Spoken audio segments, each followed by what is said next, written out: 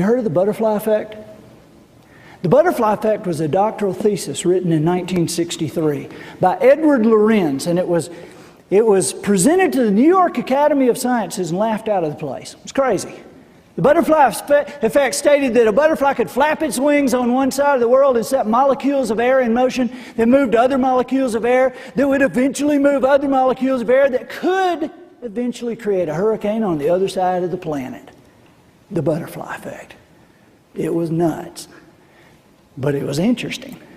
And because it was so interesting, it hung around forever in urban legend and movies and books until finally, physics professors in the mid-90s proved the butterfly effect was accurate and viable, and it worked every time.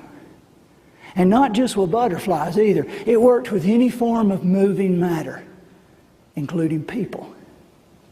They gave it the status of a law. Just like the law of gravity, the butterfly effect is now known as the law of sensitive dependence upon initial conditions. And it works every time. See, Chamberlain is a human example of the butterfly effect. One guy who made one move 140 years ago whose effect still ripples through our lives today. And you are no less an example of the butterfly effect than Chamberlain was. Everything you do matters. Every move you make, every action you take matters not just for you or your family or your hometown. Everything you do matters to all of us and forever.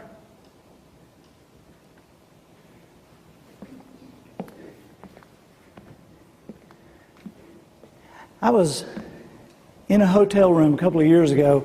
This was before Peter Jennings died, and I was ironing the left sleeve of a white shirt and about to go down and talk to a group of people, and the TV was kind of halfway to me, halfway on, and Peter Jennings was doing that Person of the Week thing that ABC News, they still do it, but he was doing the Person of the Week where they highlight somebody and tell about what they... And while I'm kind of halfway paying attention, I hear him say, and so the Person of the Week for, and he gives the date, he said, is Norman Borlaug.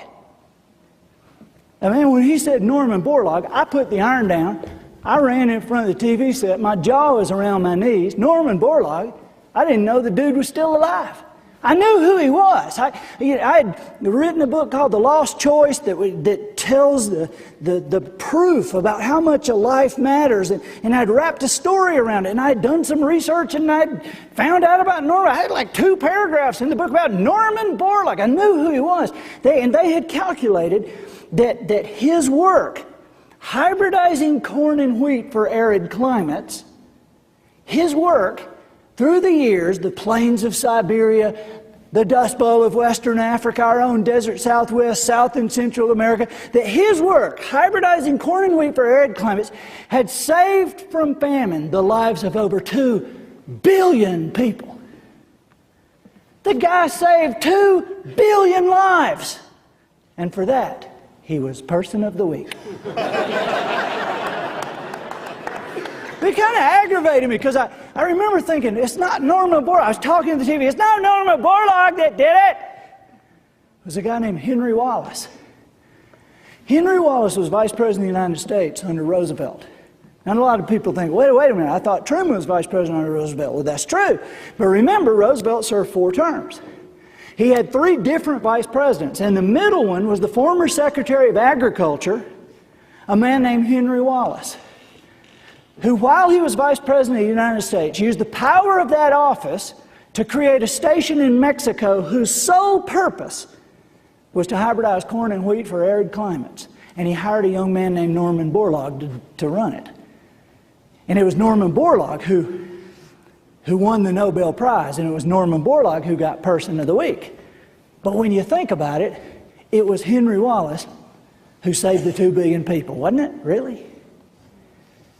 Unless maybe it was George Washington Carver. You remember Carver, don't you? The peanut stuff? Here's one thing people don't know about Carver, is when he was 19 years old and a student at Iowa State University, he had a dairy sciences professor who on Saturday and Sunday afternoons would allow his 6-year-old little boy to go on botanical expeditions with this brilliant student.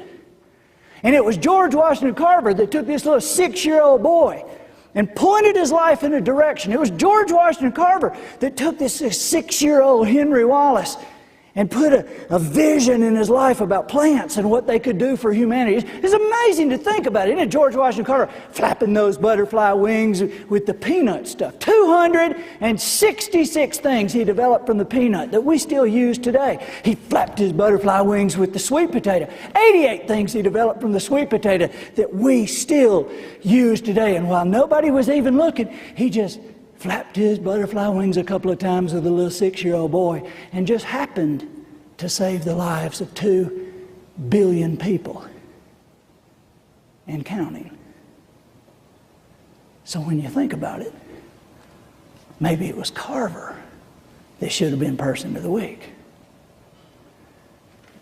Unless it would have been the farmer from Diamond, Missouri. A man named Moses had a wife named Susan. They lived in a slave state, but they didn't believe in slavery. Well, this was a problem for these psychopaths like Quantrill's raiders who came through farms and villages at night, destroying and killing. And one January night, Quantrill's raiders came through Moses and Susan's farm, and they burned the barn, and they shot several people, and they drug off a lady named Mary Washington who refused to let go of her infant baby, George. Now, Mary Washington was Susan's best friend. And because of that relationship, Moses sent word out immediately, and a messenger here and a message here, trying to create a meeting with Quantrill's raiders, and 2 days later he had it. And he took a black horse in the evening time, and then went several hours north to a crossroads in Kansas to be there at the appointed time, meeting 4 of Quantrill's raiders who showed up on horseback, carrying torches, with the flour sacks over their heads with the eye holes cut out. And there Moses traded the last horse he had left on his farm for what they threw him in a burlap bag. And as he caught it and they thundered off, he went to the ground, and there in that cold darkness with that white breath billowing out, he pulled out of that burlap sack a cold, naked, almost dead infant baby boy. And he jerked open his jacket and his shirts, and he put that baby in next to his skin and covered the child up, and he walked that baby out, talking to him, promising him that he would raise him as his own, telling him he would educate him to honor his mother, who they knew was already dead.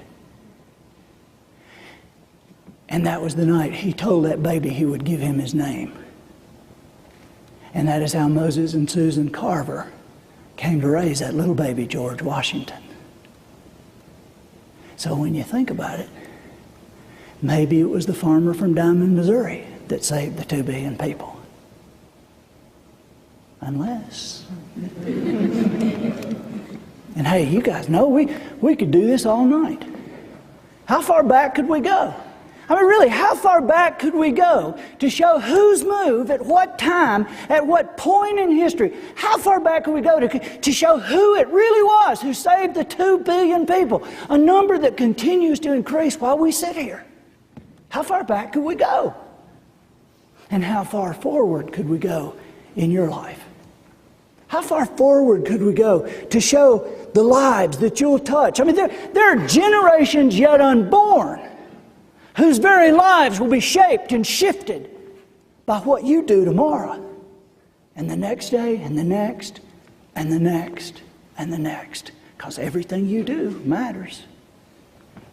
Every move you make, every action you take, not just for you, not just for your family, not just for your hometown. Everything you do matters to all of us and forever.